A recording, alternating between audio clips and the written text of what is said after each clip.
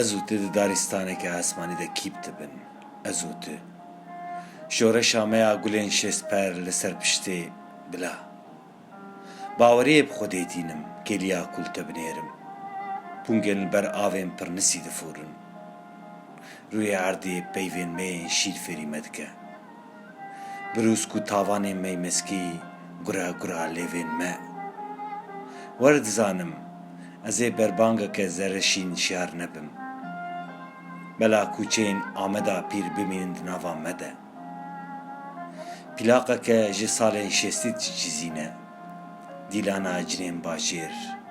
Dînîtiyekê ji peyvên nisilî mezin dikim bo te, bo te. Meyzê, destê min ên bedewiyên te ne, yên te ne. Katijmêra mezin nihêviya xaniyê te yê dêrîne. Ez bo janeke qerasejidayek bûm li ber sîtavkadaran. Bîşenga min a sêwî bej navêt, bû rêwî.